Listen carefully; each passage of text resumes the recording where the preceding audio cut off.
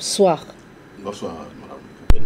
Merci d'avoir accepté cette invitation de la télévision panafricaine. C'est moi qui vous remercie. Vous êtes donc ancien ministre, il faut le souligner, mais également le président du Conseil stratégie et politique du Parti des peuples africains Côte d'Ivoire, notamment le PPACI, dont l'ancien président ivoirien Laurent Gbagbo est donc à la tête de ce parti politique. Merci encore d'avoir accepté cette invitation de la télévision panafricaine. Alors, c'est moi qui dois vraiment vous remercier. Je voudrais profiter de votre antenne, de cette tribune, pour vous exprimer avec beaucoup d'émotion et de gratitude les remerciements de son Excellence le président Laurent Gbagbo. Les remerciements à Afrique Média en tant que structure, en tant que média, et les remerciements surtout à tous ces journalistes, ces animateurs, toute l'administration qui n'a de cesse de révéler au monde entier la nature de la lutte que mène le président Laurent Gbagbo. Pendant ces 8 ans qu'il était en détention, suivi pratiquement de 2 ans d'exil forcé en Belgique, vous aviez été à la pointe de la lutte. Il me charge de vous dire merci. De dire merci au PDG, Justin Monomo, et à toute son équipe, ceux qui sont encore présents, tous ceux qui sont partis. Vous avez fait un travail qu'il n'oubliera jamais. D'ailleurs, après son acquittement, en tant que son porte-parole en ce moment, j'étais son porte-parole, il m'avait instruit depuis Accra d'appeler Afrique Média pour leur dire merci. Et j'avais appelé tous ceux que je connaissais à Afrique Média pour leur dire le remerciement du président Laurent Gbagbo. Il a promis qu'il vous accorderait une interview. C'est parce que les conditions ne sont pas encore réunies. L'opportunité ne s'est pas présentée. Il n'a pas oublié. Il tient à vous dire qu'il reste très sensible à ce qui a été fait. Il vous écoute, il vous suit et il vous dit merci. Merci, merci Dr Katina Koné.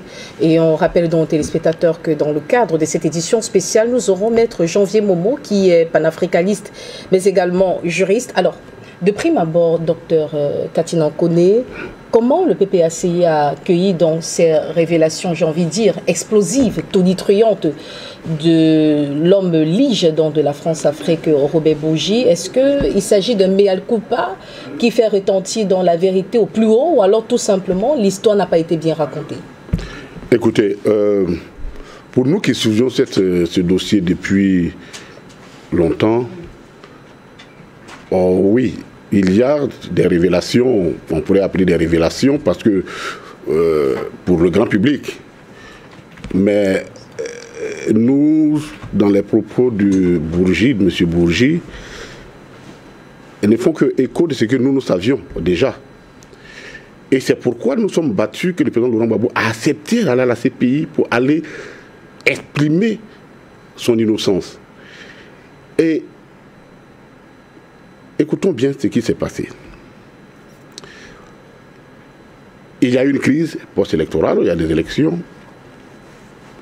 Le Conseil constitutionnel, qui est l'organe suprême juridique, l'organe suprême, l'arbitre unique de la compétition, avait déclaré le président Laurent Gbagbo vainqueur des élections. Et évidemment, Nicolas Sarkozy, qui était alors président de la République de la France, et ce qu'on appelle abusivement la communauté internationale, a dit non, qu'elle connaissait un autre vainqueur. Dans ces conditions, malgré l'onction que lui avait donnée le Conseil constitutionnel, le président Laurent Gbagbo, qui est démocrate jusqu'au bout des ongles, il a dit tout simplement, écoutez, si vous doutez de ma victoire, mais recomptons les voix. Le jour où ils ont refusé de recompter les voix et ont préféré faire la guerre, Nicolas Sarkozy en question, c'est ce jour-là, s'il y a des personnes encore qui doutaient de la victoire du président Laurent Gbagbo, aurait dit, écoutez, cette histoire-là, je crois que c'est clair, c'est le monsieur-là qui a gagné.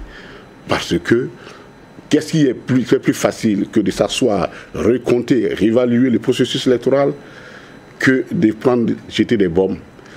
Mais l'importance dans ça, c'est qu'il était en arrière-plan, et c'est ça qui est peut-être, nous on le savait, nous le savions, mais c'est ça qui est peut-être l'élément essentiel, c'était la volonté manifeste de le tuer. Parce que l'expression vifrifier, il n'y a pas d'expression, ça veut dire le tuer. Et évidemment, je crois que Nicolas Sarkozy s'est donné tous les moyens pour le faire. Et je voudrais profiter ici pour faire une révélation à mon tour. Vous avez vu tout à l'heure, j'ai regardé les gilets que portait le président Laurent Gbagbo. C'est Ouattara, le commandant colonel Ouattara qui est en ce temps, qui lui a porté ça ce jour-là et qui lui a dit, président, accepte que je porte, non, on veut te tuer. Je suis obligé de le dire parce qu'il est décédé, Ouattara, et je ne sais pas si c'est ça qui a causé sa disgrâce. C'était un ancien rebelle, il était dans la rébellion, mais au moins j'ai le devoir, ici, comme je sais ça, de lui dire au moment où il est décédé, ne serait-ce que rappeler sa mémoire. Qu'effectivement, ça corrobore la volonté de les tuer. Et comme il était informé, c'est lui qui lui a mis ce gilet-là et qui lui a dit, président, accepte que je mette ça, lui prend le casque parce qu'on veut te tuer. Donc peut-être qu'il y a une révélation, non, quelque chose qui permet donc de clarifier, de mettre au grand jour les dessins funestes qui étaient donc qui étaient prévus pour le président Laurent Gbagbo. C'est cette déclaration révélée par Bourgi, à savoir que il fallait, Nicolas Sarkozy avait pris l'engagement de vitrifier le président Laurent Gbagbo et qu'il avait reçu mandat pour ça. Alors je ne sais pas c'est quel mandat il a reçu, qu'il a demandé de tuer un président en exercice, mais c'est l'histoire, c'est des éléments importants. Au moins, ce ne sont plus les militants du PPACI, les pro-Gbagbo enivrés qui les disent, c'est le camp adverse. Parce que pour nous, notre adversaire, c'était la France-Afrique. Alors, quel élément nouveau apporte donc cette sortie de Bourgi, puisque pour le PPACI, ce n'est pas une information nouvelle, ce n'est pas une surprise, c'est juste une information clé qui avait été cachée et qui est sortie au grand jour, une information que vous saviez, ainsi que tous les membres du PPACI. Donc, qu'est-ce que ça apporte de nouveau pour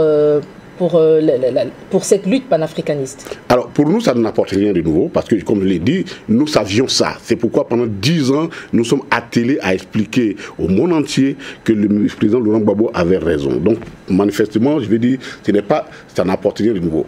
Mais, dans le contexte actuel, il y a un avantage. L'avantage, c'est quoi? C'est que on a pris un innocent qui a gagné une élection. On a pris un innocent, on l'a envoyé en prison, il s'est tapé 8 ans de prison, 2 ans d'exil forcé, il revient et on lui refuse, sur la base de ces faits erronés qu'on lui a collés, on lui refuse donc de compétir, le droit de compétition. Donc, en annulant son nom, en effaçant son nom de la liste électorale, pour nous, ce qui est nouveau, et du moins qui doit donner du relief à notre lutte, c'est cet élément-là que dans la réalité, nous devons nous organiser. On ne peut pas accepter cette injustice-là, puisque maintenant, c'est connu que c'est une injustice, ce ne sont plus nous, les pro-Gbagbo, qui le disons, c'est établi que c'est une injustice, et évidemment, on ne peut pas laisser prospérer une injustice. Donc, à partir du moment où une décision a été prise à partir des éléments qui sont faux, nous savons également qu'ils sont faux, mais l'opinion semble également s'accorder là-dessus, s'accommoder de ce faux. Nous, notre rôle, c'est de dire, attention, le président, maintenant que vous-même vous le dites, remettez-lui dans tous ses droits. Certes, il ne peut pas revendiquer qu'on lui donne le fauteuil présidentiel aujourd'hui, mais redonne-lui au moins son droit d'être un citoyen qui puisse compétir. Je ne sais que même électeur qui puisse jouir de ses droits. Pour nous, c'est un élément fondamental. Et ça,